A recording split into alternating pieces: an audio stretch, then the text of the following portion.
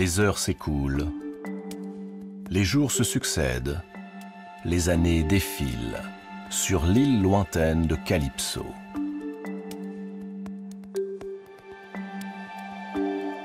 Voilà maintenant 7 ans qu'Ulysse vit avec la nymphe, la fille du dieu Atlas, loin d'Ithaque et des siens. 7 ans que son univers se limite à cette île. 7 ans qu'il a disparu du monde des hommes.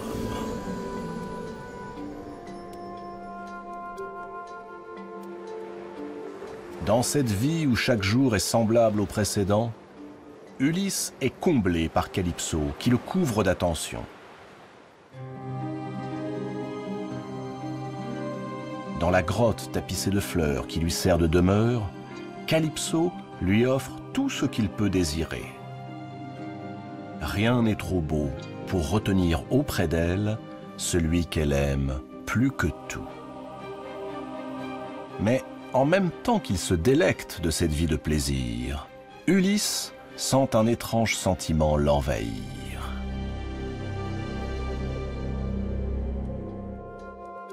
Ce n'est pas exactement de la tristesse, pas exactement du chagrin, un peu des deux toutefois. Il s'isole, passe des heures à contempler la mer, le regard vide. Un mal étrange le tenaille, la nostalgie. Sur cette île où tous les bonheurs sont à portée de main, Ulysse songe à son foyer, Ithaque, à son épouse, Pénélope, à son fils, Télémaque. Il est un sentiment que les dieux immortels partagent avec les hommes mortels, le tourment. En témoigne le visage fermé du maître de l'Olympe, qui siège dans un palais déserté. À quelques pas de lui, sa fille, Athéna, l'observe en silence. Elle-même n'est guère plus apaisée que son père. C'est encore du sort d'Ulysse qu'il s'agit. Ulysse, qu'elle n'a cessé de protéger, envers et contre Zeus, et souvent contre lui-même. Voilà donc 7 ans qu'Ulysse est captif de la nymphe Calypso, qui déploie ses charmes redoutables pour le retenir auprès d'elle. Athéna s'emporte contre la déesse, qui a osé proposer l'immortalité à son amant. Elle a outrepassé ses droits. Certes, Calypso est une déesse, mais il ne lui appartient pas d'offrir l'immortalité à un mortel. Aucun dieu n'a ce pouvoir, hormis Zeus, le dieu des dieux. Prétendre l'inverse, c'est défier Zeus, le maître de l'Olympe. Zeus fulmine. C'est donc à celui qui lancera le plus grand défi au maître de l'Olympe. Car Ulysse, jour après jour, se détourne un peu plus des dieux. Il profère à leur encontre des paroles blasphématoires qu'aucun mortel n'a jamais osé prononcer. Et pendant ce temps, Poséidon et Hélios, les dieux offensés par Ulysse, clament vengeance. Ils menacent Zeus de violentes représailles s'ils n'obtiennent pas satisfaction. C'est tout cela qui tourmente Zeus. La désobéissance de Calypso, le risque d'une guerre ouverte avec Poséidon et Hélios, et bien plus encore, l'impiété dans laquelle Ulysse s'enfonce un peu plus à mesure que Calypso lui offre une vie de plaisir facile. Les dieux doivent leur existence à la croyance des hommes. Que cette croyance s'éteigne, et les dieux perdront tout pouvoir, y compris Zeus. Il le sait. Athéna, une fois encore, plaide la cause d'Ulysse, son protégé. Si les dieux décidaient d'aider Ulysse à quitter Calypso et à rentrer chez lui, à Ithaque, alors il retrouverait cette foi qui ne cesse de vaciller depuis qu'il a abandonné les ruines fumantes de Troie. À nouveau, Athéna sait se montrer convaincante. Zeus finit par céder à sa fille préférée.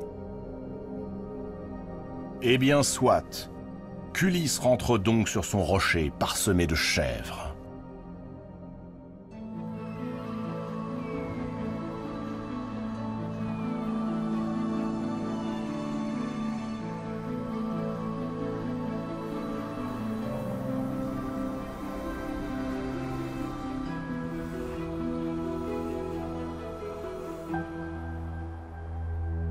Le dieu Hermès vient de faire son apparition dans la grotte de Calypso.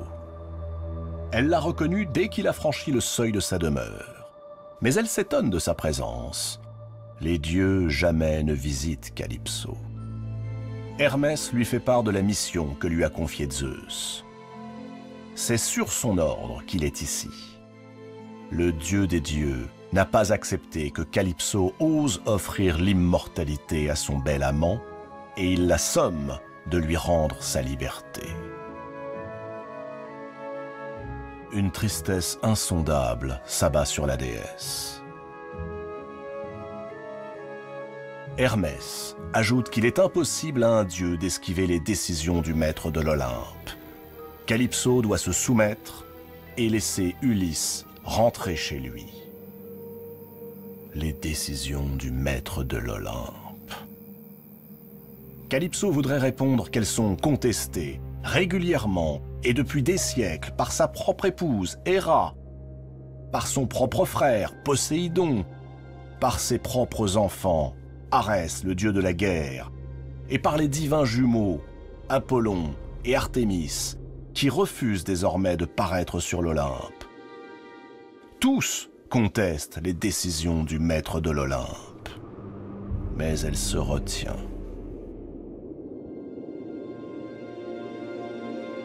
Calypso étouffe ses sanglots. Elle fait part à Hermès du terrible sentiment d'injustice qu'elle ressent. N'est-ce pas elle qui a sauvé cet homme lorsqu'il était seul sur sa quille, après que Zeus lui-même, pour complaire à Poséidon, toujours assoiffé de vies humaines, eût fendu son vaisseau de sa foudre aveuglante ? Mais elle obéira au décret de Zeus, car son esprit est juste et son âme pleine de pitié pour celui qu'elle aime et dont elle voulait faire son immortel époux.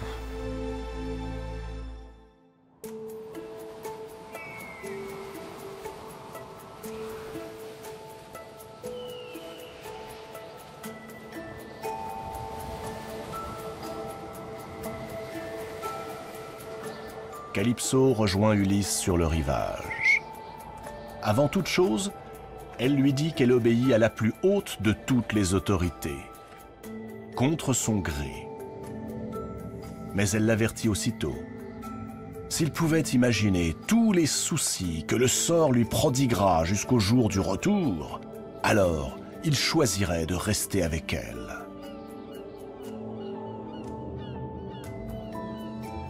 Choisir. Ulysse peut choisir.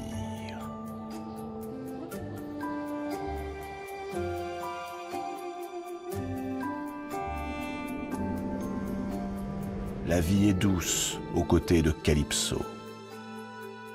Mais son épouse Pénélope lui manque autant que son fils Télémaque et sa terre d'Ithaque. Alors, Ulysse choisit. Il va partir.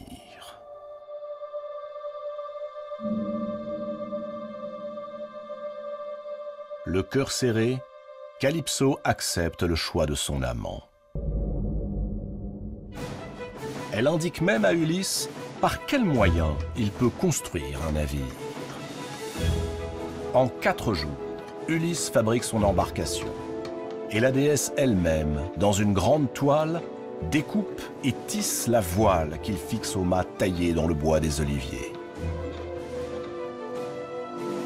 Puis Calypso offre à Ulysse des parfums et des vivres. Fidèle à la promesse faite à son Dieu, elle laisse l'homme qu'elle aime prendre la mer. affronter une nouvelle fois les flots. D'un geste, la déesse fait s'élever un vent léger, inoffensif, doux. Et le vaisseau cingle loin du lagon, loin de l'île de Calypso.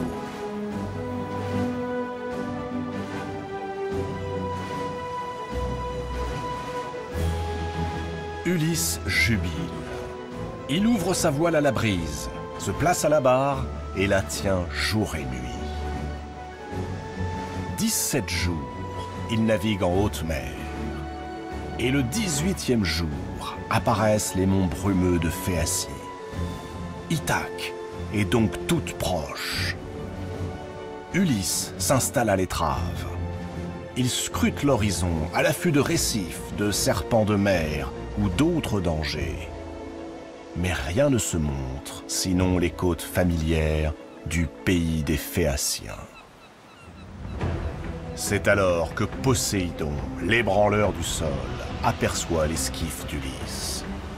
Sa rage redouble.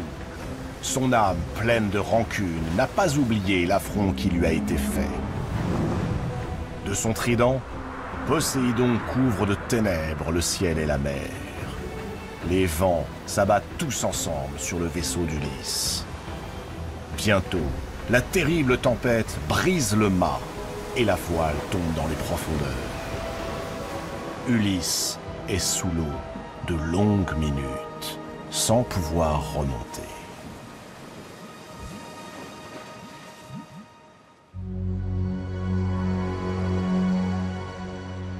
Pendant 2 jours et 2 nuits, Ulysse dérive, accroché à une poutre. Pas un port n'est en vue, pas une crique, pas une baie.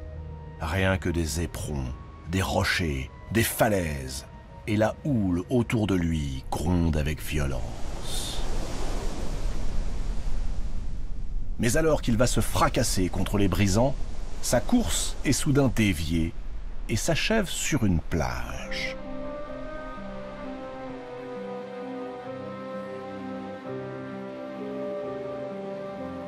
Avec ce qu'il lui reste de force, Ulysse rampe sur le sable, puis s'écroule, à bout de souffle, parmi les roseaux.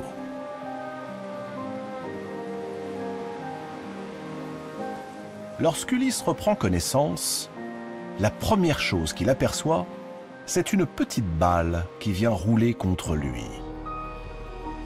Des jeunes filles le dévisagent, bouche bée. À peine fait-il mine de se lever, qu'elle s'enfuit.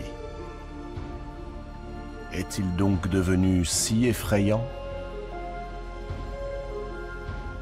Ulysse se redresse lentement. Il fait quelques pas à travers les broussailles. Et là, soudain, découvre devant lui une autre jeune femme, à la beauté saisissante. Leurs regards se croisent. Elle détourne le visage. Ulysse comprend alors qu'il est nu, sale, maculé de sang et de boue. La jeune femme pourtant ne se trouble pas. Elle lui dit son nom. Elle s'appelle Nausicaa. Elle est la fille d'Alkinoos, le roi des Phéaciens. Elle sermonne ses jeunes servantes. Cet inconnu n'est pas un ennemi, sinon il serait venu armé, accompagné de guerriers. Le devoir sacré d'hospitalité s'impose, car les étrangers viennent de Zeus. Nausicaa ordonne à ses suivantes d'amener ce naufragé aux allures de mendiant jusqu'au fleuve, afin qu'elle le lave et lui apporte des vêtements.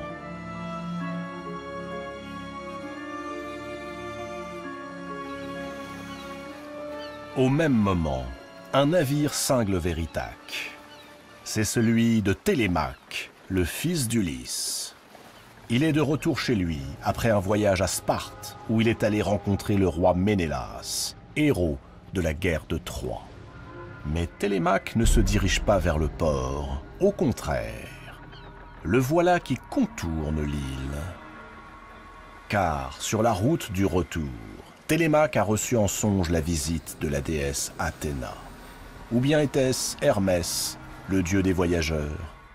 Télémaque l'ignore. À son réveil, il ne se souvenait que d'une chose. Le songe lui avait indiqué que les prétendants qui assiègent Ithaque et rêvent de prendre la place d'Ulysse avaient décidé de lui tendre une embuscade et de le faire disparaître.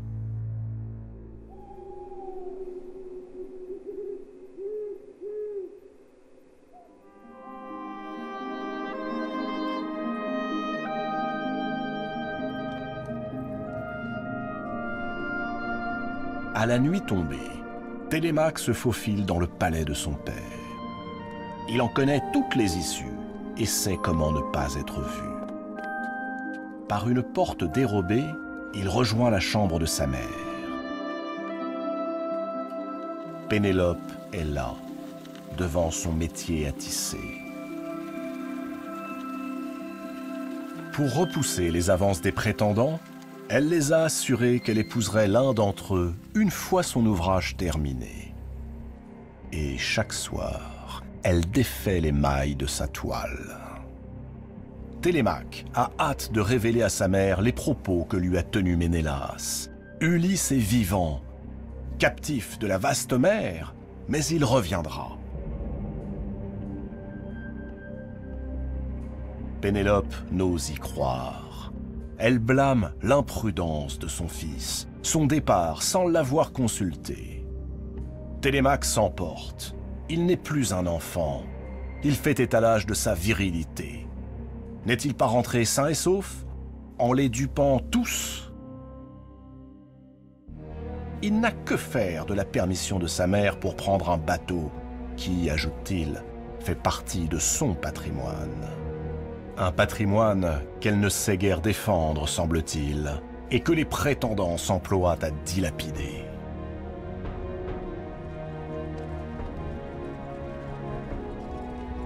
Les remontrances de Télémaque sont celles d'un enfant qui veut asseoir son autorité en tant que fils de roi et prendre les rênes du pouvoir. Pénélope le sait. Elle fait silence. Puis elle s'enquiert du sort réservé à son fils. Il doit se cacher, échapper au piège que lui tendront les prétendants. Il y a, dans les bois d'Ithaque, un endroit où il sera en sécurité. Nul ne songera à le chercher là-bas.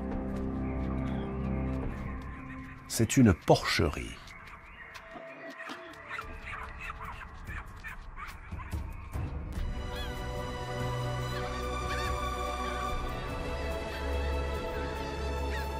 Ulysse a été baigné dans le fleuve par les servantes de Nausicaa.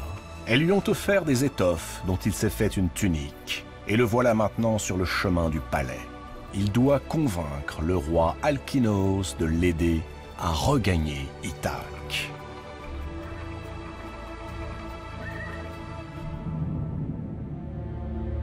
Nausicaa le conduit jusqu'à ses parents, le roi et la reine.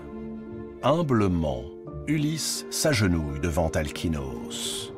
Voilà des années qu'il navigue à travers les mers, et c'est une tempête qui l'a conduit sur cette île.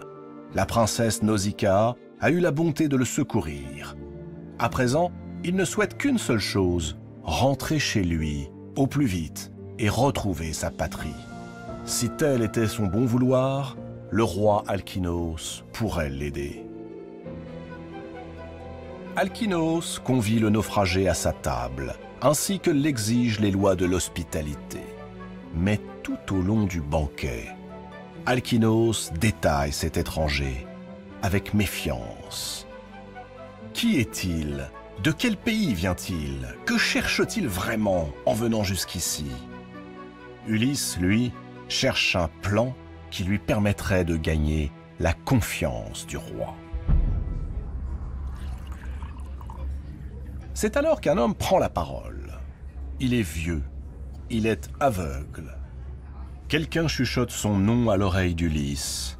C'est un Aède, un poète, qui vient de la ville de Chios. D'une voix suave, il entreprend de conter à ses hôtes la longue histoire de la guerre de Troie. À mesure que Laëde déclame ce qu'il appelle l'Iliade, Ulysse s'enfonce dans une profonde mélancolie. Le roi Alkinoos s'en aperçoit. Il ne lâche plus des yeux son mystérieux invité. Lorsque Laëde raconte en des vers parfaits la mort de Patrocle et la douleur d'Achille, Alkinoos l'interrompt brutalement. Il a vu des larmes rouler sur le visage du naufragé. Alkinoos exige de connaître son nom et le détail de son histoire, lui qui semble si peiné à l'évocation de celle des glorieux héros de la Grèce. Ulysse sèche les pleurs qui coulent sur ses joues et qu'il ne peut dissimuler. Le temps n'est plus à l'esquive ni aux ruses. Il n'y a qu'une seule issue, reprendre en détail le récit de Laëde, raconter son histoire. Alors, il se tourne vers Alkinoos et lui dit son nom, Ulysse, fils de Laërte. Il raconte comment il erra, victime du malheur, depuis le jour où il suivit Agamemnon vers Troie pour combattre pendant 10 ans un peuple qui ne lui avait rien fait. Il raconte comment les dieux, abandonnant les Grecs à leur vengeance, désertèrent le cœur des hommes lorsque Troie fut brûlée et les Troyens massacrés. Comment, de par l'hostilité du dieu qui fait trembler la terre, il resta près de 10 années captif de la vaste mer. Comment il affronta les Cyclones et les Lotophages, le Cyclope et les Enfers, Charybde et Scylla. Comment les tempêtes éparpillèrent ses navires et noyèrent ses compagnons.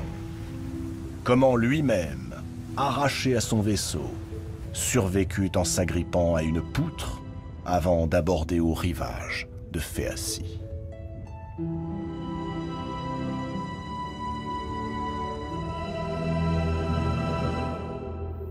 Quand Ulysse se tait, un épais silence règne dans la salle, et on peut lire sur les visages une expression tout à la fois admirative et incrédule.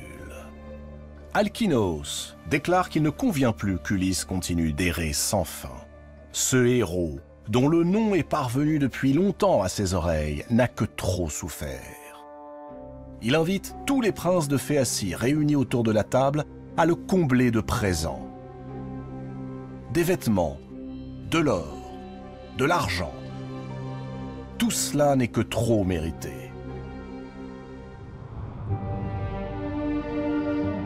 Et au lever du jour, Alkinoos mettra une nef à la disposition d'Ulysse.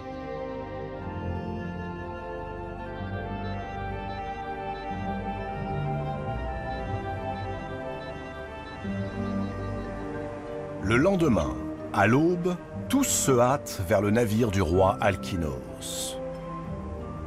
On y a déposé des coffrets de pierres précieuses, du bronze et de l'or, des vivres et du vin.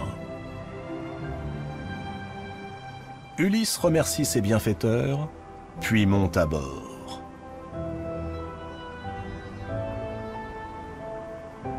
Mais à peine a-t-il pris place sur le gaillard de poupe qu'il sent ses paupières s'alourdir. Ulysse tente de lutter, mais le sommeil, décidément, l'accable. C'est un sommeil profond, tout pareil au calme de la mort.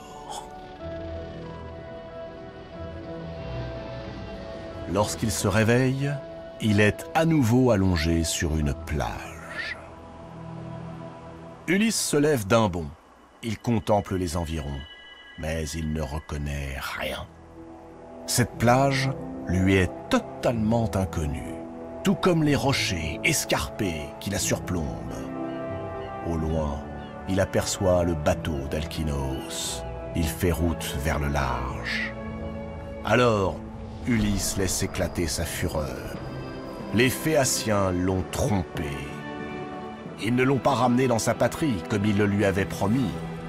Ils l'ont abandonné sur une île déserte.